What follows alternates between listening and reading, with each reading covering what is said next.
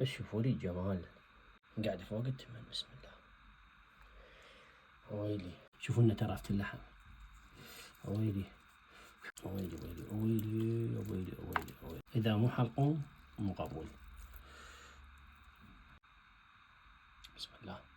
سنة حبايبي عندي كتف غنم أنا غاسلة معدلة، وعندي هنا بكاسة وبيها 3 ملاعق كبيرة لبن زبادي، وعندي هنا البهارات ملح فلفل أسود بابريكا بصل باودر ثوم باودر وشوية 7 بهارات وشوية كزبرة وهيل مطحون،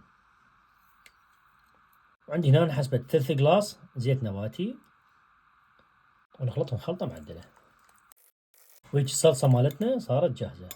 هسه شنو راح ننزل بنص الصلصة فوق الكتف مالتنا ونعطيها مساج معدل. نقلبها على الصفحة الثانية وننزل الباقي. هسه شنو راح اغطيه واتركه بالثلاجة لمدة 4 ساعات. كل ما تعوفوا اكثر كل ما يصير النكهة اطيب. هاي هنا بعد مرور 4 ساعات هسه راح نخلي سيليفون فوقه ورق زبدة ونسد السيليفون.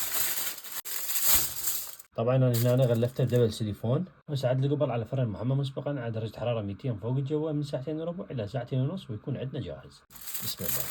هنا راح نجيب جدر بشوية زيت، عندي هنا هيل وقرنفل دارسين. هسه راح انزل برز بسمتي منقوع قبل ربع ساعة ونحط شوية البهارات في الحمسة بسيطة. وبس همس عندنا هسه راح ننزل بمي. بسم الله. ملح، كمية الملح حسب رغبتكم.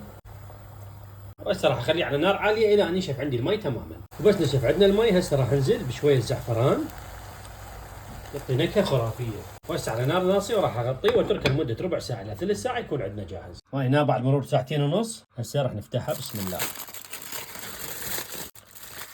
هسه نشيك استواء اللحم. اويلي ذايب ذوبان منتهي. بسم الله. حضرت شوية شعرية على صفحة نضيفها فوقها، وهذا الوحش مالتنا صار جاهز. بس شوفوا لي الجمال قاعدة فوق التمن. بسم الله. ويلي. وعندي هذا الصوص اللي جوا ورق الزبدة راح ننزله وين كله فوقها. ويلي ويلي ويلي ويلي ويلي. هذا النكهة كلها بيه، وهذا أطيب وأسهل قوزي ممكن تسووه.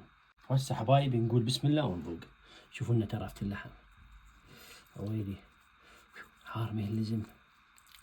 ويلي ويلي ويلي ويلي ويلي ويلي ويلي ويلي ويلي. إذا مو حلقوم مو قبول. يا سلام. صوت لحم فوقها شوية لية ومن جوا يابه وتنطلق. بسم الله. خبل يا جماعة. هاي وصلت لحم ويا شوية لية وتنطلق. هاي بعد ما الايد مو ملخة شوقة وتنطلق. بسم الله.